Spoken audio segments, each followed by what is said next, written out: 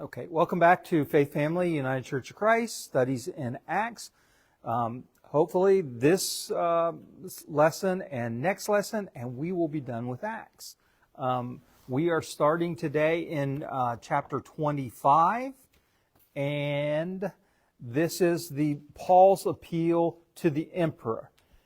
If we recall the last time we were here, Paul was in front of Felix, and Felix left office, and Festus comes in, and Felix left Paul in jail for 2 years, and now Festus comes in and is going to bring Paul out in front of him.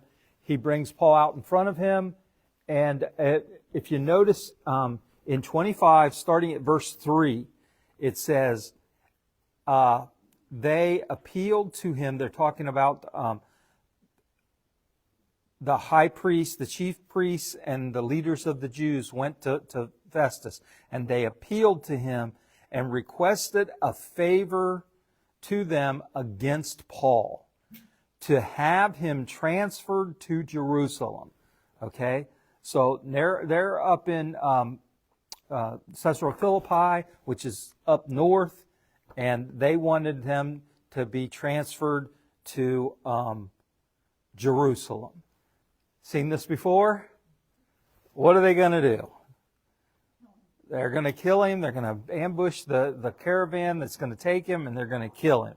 And that's exactly what it says. They planned to ambush and kill him. Felix replied that Paul was being kept in Caesarea, and that he himself intended to go there shortly so that he could let them know. So they asked for a favor, and he's like thinking it over. So he goes to Paul, and he asks Paul what? Do you want to go to Jerusalem? And Paul's already been through this, right? And he's like, I don't think so. Paul says, I am appealing to the emperor's tribunal.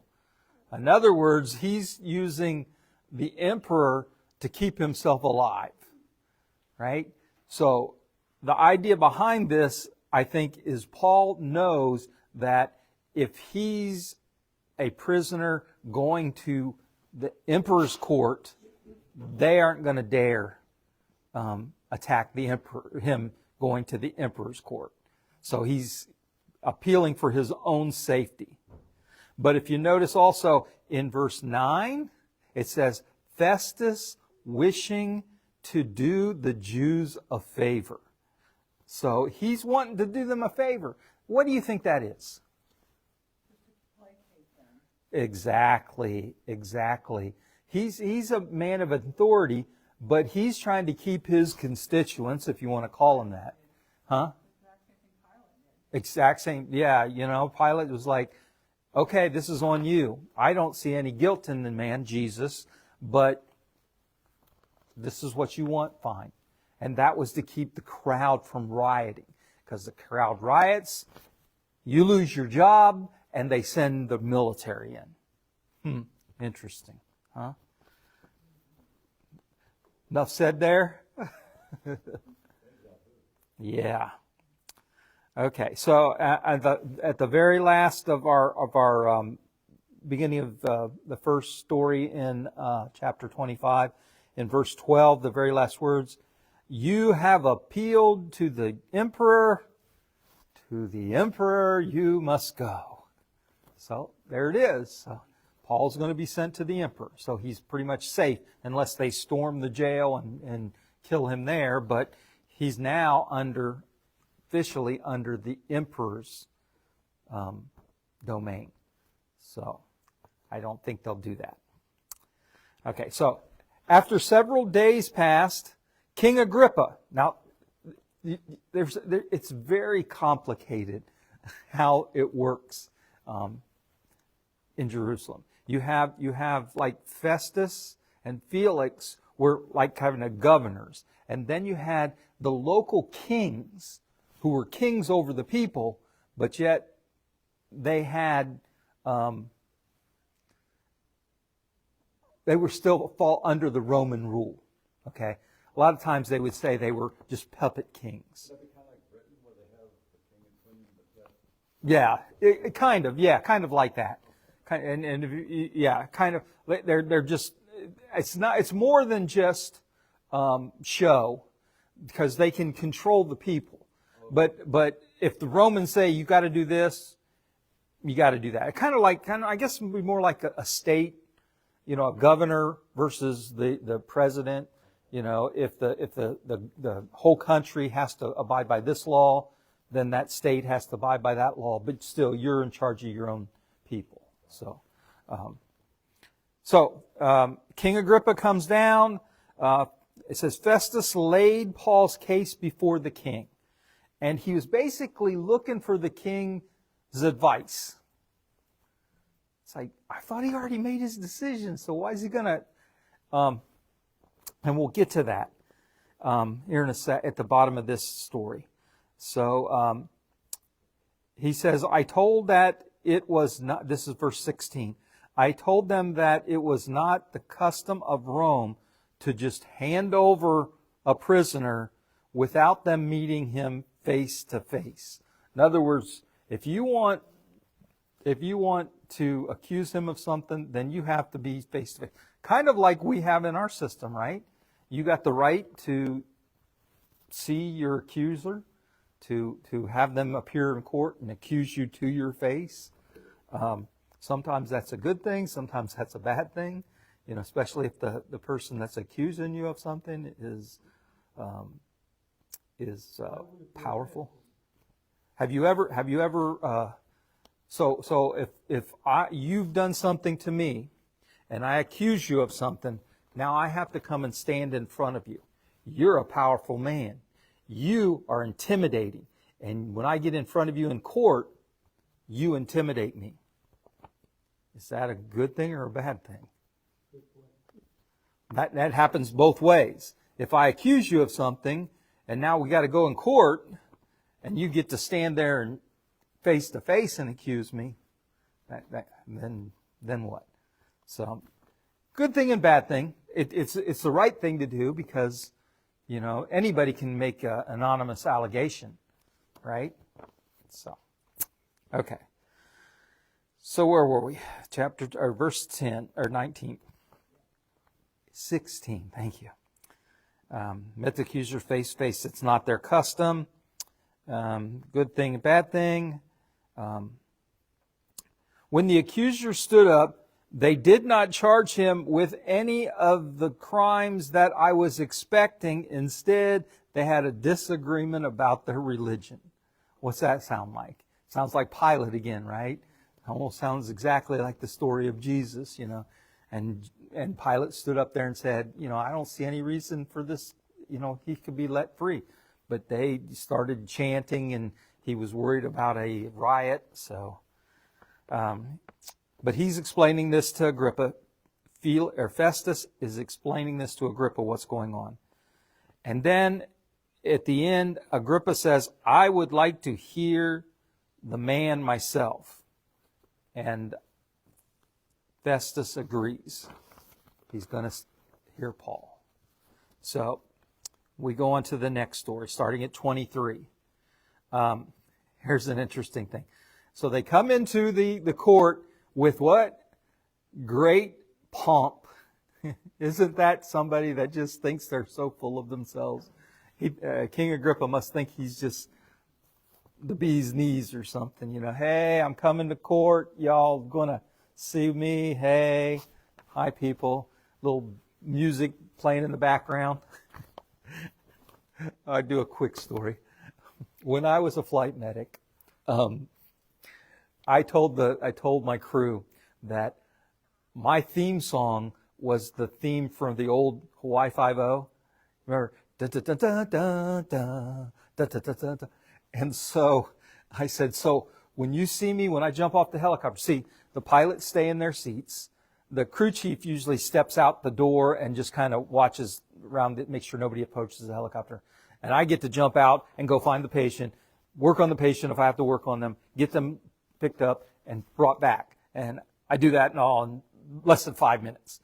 And so I said, my theme song was, and so I jump out, and I go, and I get a patient. I'm running back, and I plug back my thing back in, and I actually hear my crew chief and the pilots humming my theme song.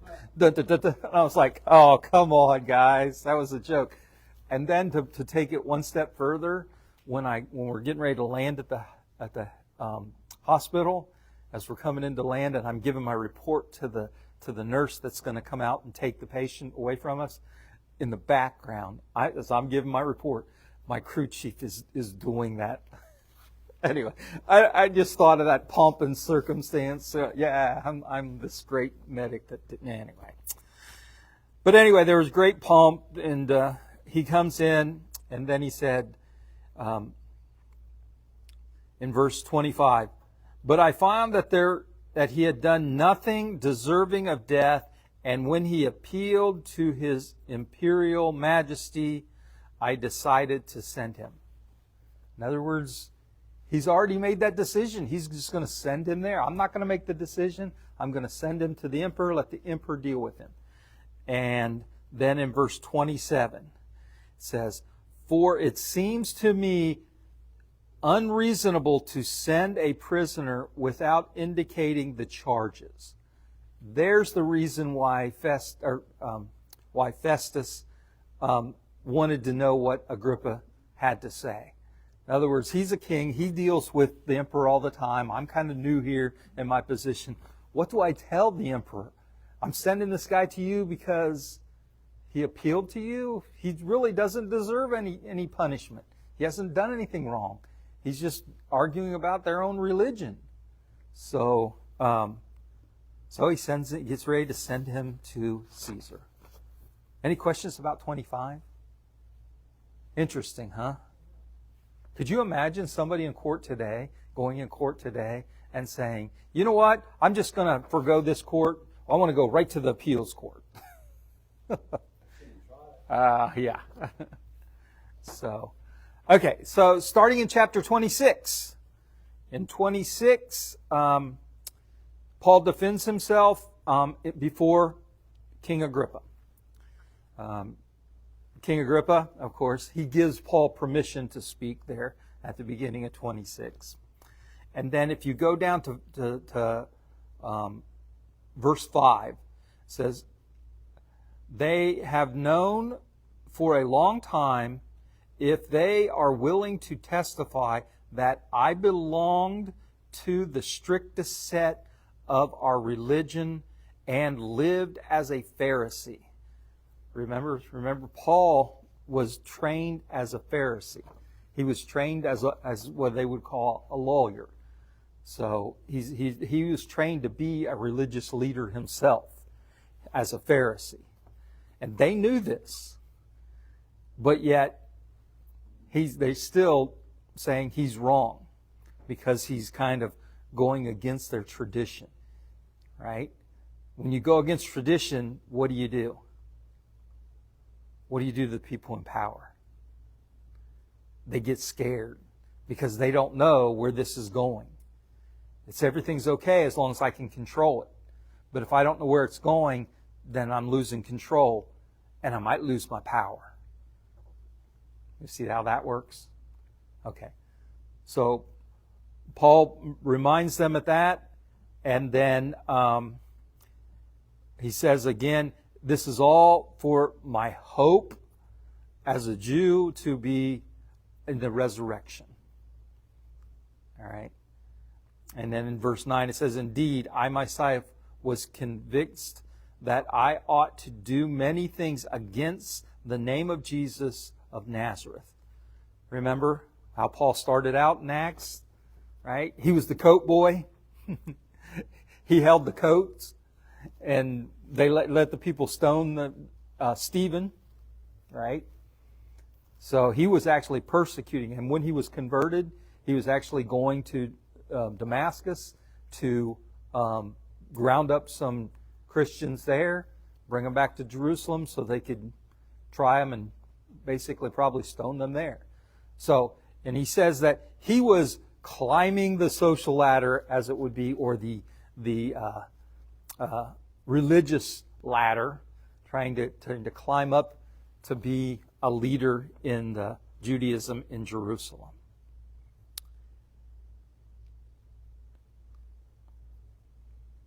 He was a strict conservative, unmoving, unchanging. I remember Paul started as I wrote it here too, as a coat boy. Can I check your coat for you so you can? Here's a stone while you.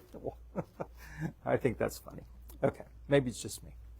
Okay, so moving down to verse 12, and this was interesting because it's also in, as you can see in your notes there, in chapter 9, chapter 22, and in Galatians 1, 15 and 16. And that is that Paul does not seek who was talking to him because of the bright light. Okay, so Paul is reminding them about his conversion. And it says, I saw a light from heaven brighter than the sun. So, and then he says, who are you? Right? Jesus is talking to him from inside this bright light, and Paul says, who are you? And he says, Paul, or Saul, Saul, why do you persecute me? Right? It's like, what? Well, who are you? And so the question is, did Paul not know who Jesus was? Was Jesus, if he was standing face to face with Jesus, would he not know who he was? Or was it that Paul never saw him because of the bright light? And you remember later in the story, Paul is blinded and he has to be taken by hand. What do you think? Later on, he's going to say that he was the one leading charges against him, riling up the crowds to call for his execution. But knowing who someone is and seeing them face to face. There's no way Paul as a Pharisee didn't overhear Jesus speak. So offended by what he was saying. So why would he say, who are you?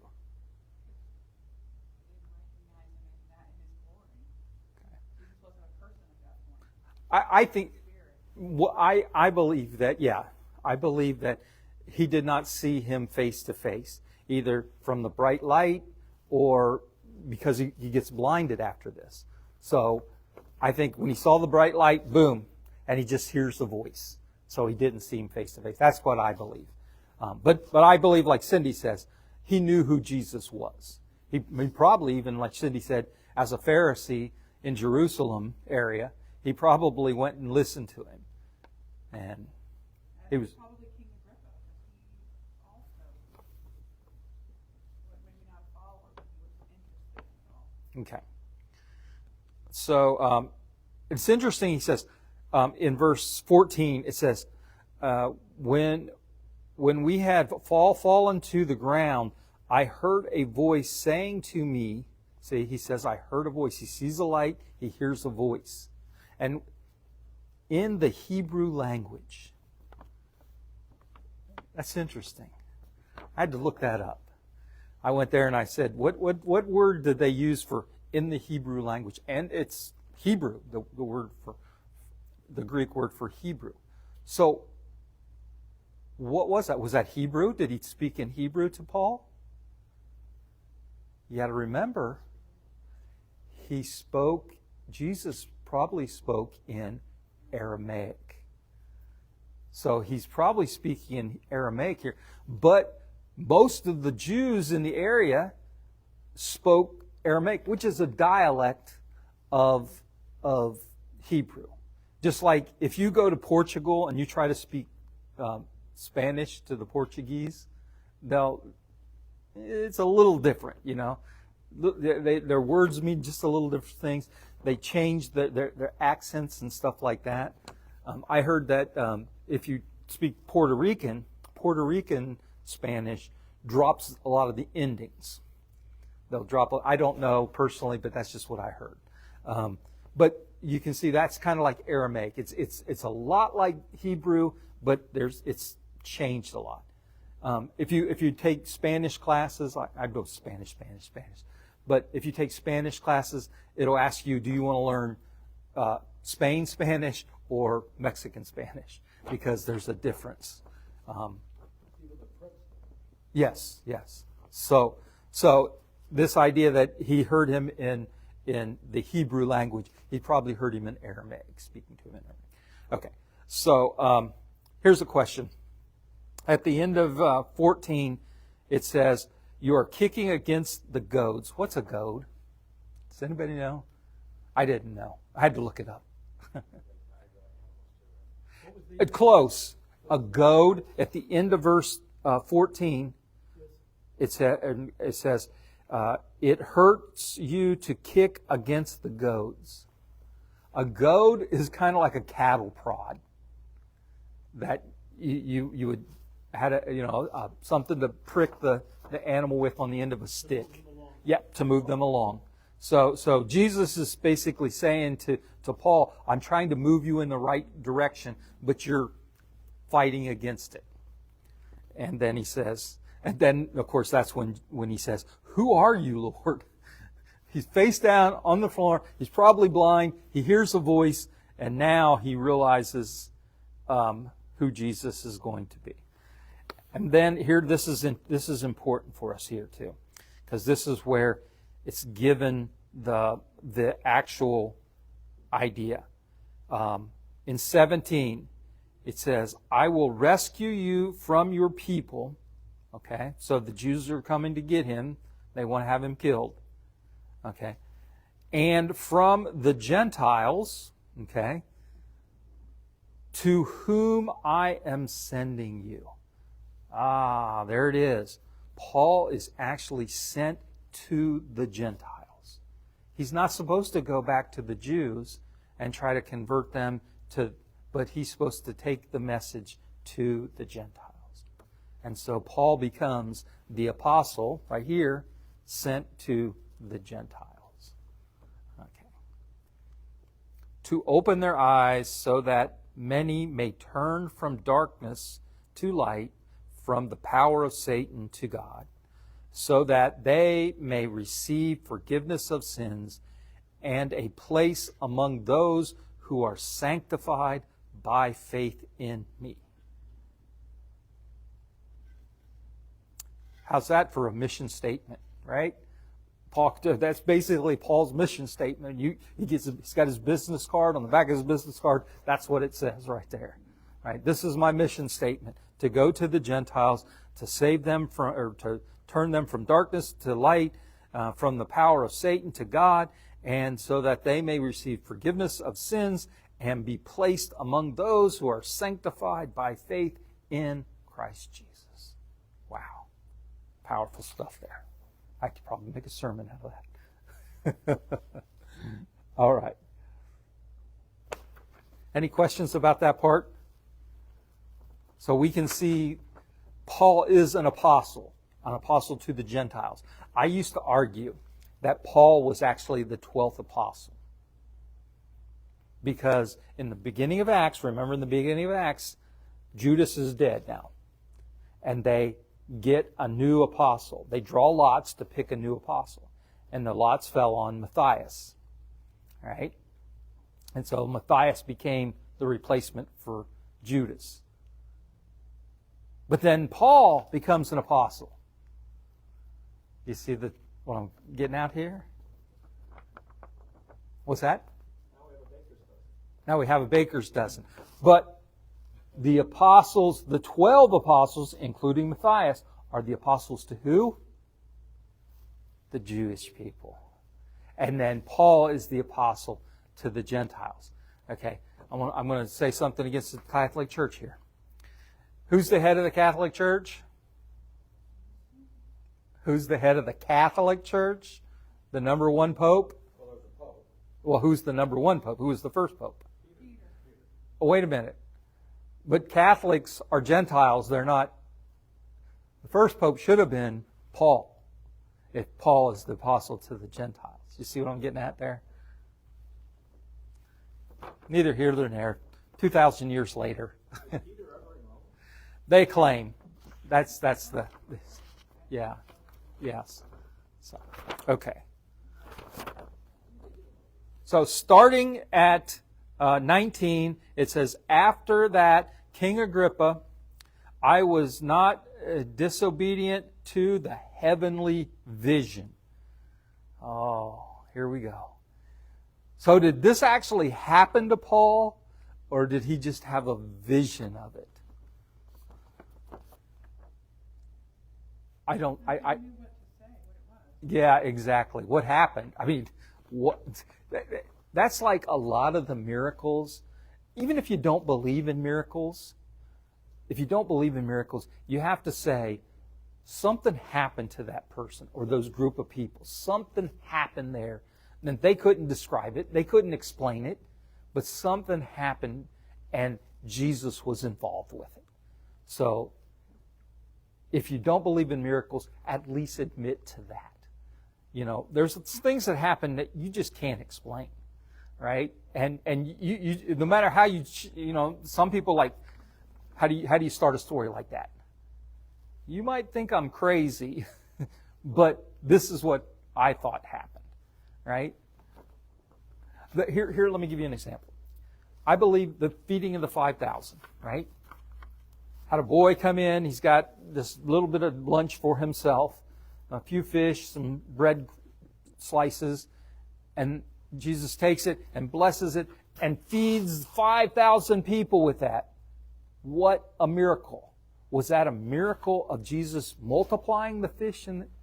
Well, that's what our tradition tells us. But what if it wasn't that, but the miracle was we blessed that and we handed it out and people started reaching into their own bags. And they had food. We didn't think they had food, but they had food. And then everybody was fed, right? First of all, you get 5,000 people together and you have a little bit of food, what happens? You start cutting the pizza into really small slices, right? But it says everybody ate and was satisfied. So they didn't do that. But you know what I'm saying, right? Okay, we bought 10 pizzas and we've got 50 people that we didn't expect. And this isn't going to go all the way. But yet, somebody else brought pizza. And they shared it with everybody else. Instead of, well, let me get my piece and I better take another one because everybody else is going to get it, right? And that's what is expected at a situation like that. But, so, is that a miracle? Well, in a sense it is. In the sense that it's not everybody decided to share. And nobody got greedy. And nobody, thought of just themselves. So, but still, something amazing happened there. And Jesus was right in the middle of it. And that's important. That's the important thing. Jesus had affected these people to a point where everybody ate and was satisfied. Okay, so I'll stop there. At the last part of this section, in verse 23, the very last thing, he would proclaim light both to our people and to the Gentiles. Again, Paul bridging a gap. He's bridging it. He's a Pharisee. He's a teacher of the law to the Jews. And now he's going to the Gentiles to teach them. And that's important. And I'm going to talk about that in my sermon a little bit later. But it's important that Paul's bridging this gap. He's bringing the Gentiles into this community that worships the God of creation. And it's not just the Gentiles and the Jews. Now it's all of us together. Anybody got any thoughts on that? Well, that's why they were really angry. Yeah, exactly. Think about that. For how long did the Jews, the Israelites, think that they were God's chosen people? In the language of the Old Testament prophets and everybody, they talk about them as being His beloved and stuff like that. And Jesus kind of uses that kind of language as the church is the bride of Christ. And so now, all of a sudden, oh, but wait a minute. Now we got to invite the Gentiles in? Okay. So the last part here in Paul appeals to Agrippa to believe. And then While he was making his defense, Festus exclaimed, "You are out of your mind, Paul. Too much learning is driving you insane." Well, just before that, he talked about Jesus died, and the Messiah had to die and be risen again. And I think that's what set him Festus off. He was like, "Come on, now you're being silly. That's not." Hey, oh, of course. But why did he say he's being silly? Well, because he was in front of King Agrippa, and he was probably embarrassing him. Well, but what does he say is the deal? Too much learning has driven you insane. Yeah. Isn't that something? Do we see that today? People think that, oh, you're too learned. You're not practical. I come from the Church of Christ Christian Church, and you get to some of those churches, especially the ones in the Appalachian area. They don't want a preacher that's gone to seminary. They don't want someone educated they like to be simple and to the point. And in a way, that's affected the way I preach and the way I teach, because I try to make it down to earth. Even though I might have to go through a $500 theological book with words that take up a whole freaking sentence, just one word, but I don't use those words when I preach and teach, because I want to make sure that everybody understands what I'm saying. And those kind of people didn't want that kind of. You didn't want someone that's educated, because then you might be better than me, or I don't know. It kind of, what's ringing in my back of my head. Oh, I like my uneducated voters.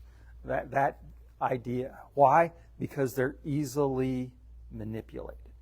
But if you have education, you share that, so that other people can come to understand at least as much as you do, if not more than you do.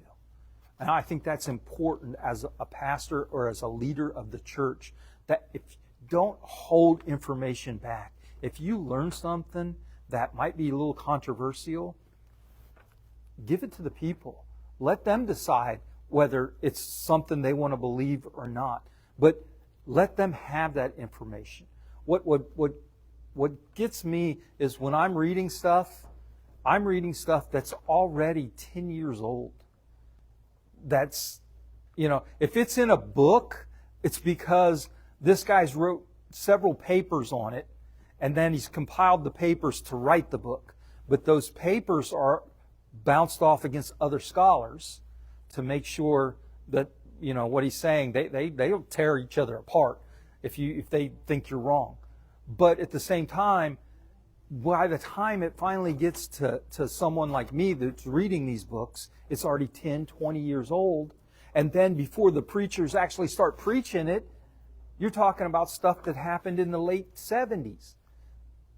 And now it's 50 years later, and we're just now bringing this stuff out. So this idea of learned people are crazy, it needs to go away. And people in the congregations, if you truly want to seek God, then you should be willing to learn as much as you can. And that's my philosophy. And I'll stop preaching there. I'll step off my soapbox. Okay. So,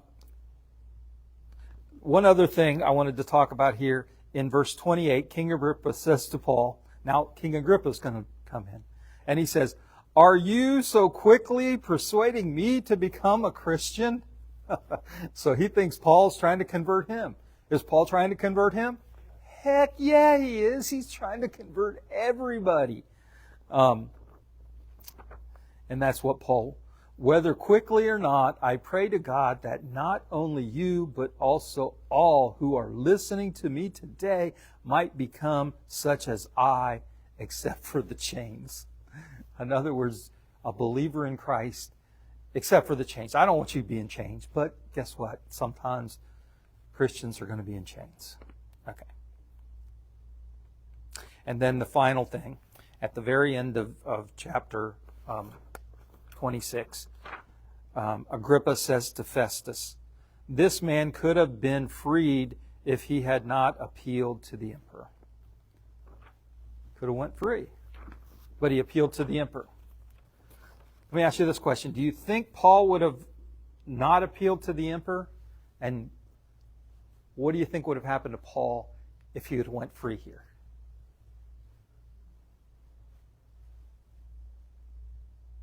So, they find him innocent, set him free. What happens to Paul next day? Find him accidentally hung himself because nobody was looking. You know what I'm saying? In other words, they'd have probably killed him. They'd have found him and they'd have killed him and they'd have found a way. Oh no, he fell down this ravine and died at the bottom of the cliff or something to that effect. So it was probably a good thing that Paul's now going to get out of there and be sent to Rome to face the emperor. All right. Good? Good, thank you. All right. So next week we'll do 27 and 28, and I got some pictures for you for next week, if I can dig them up, because Paul is going to be shipwrecked on Malta, the island of Malta, and I got pictures because I've actually been to Malta. Wow. So.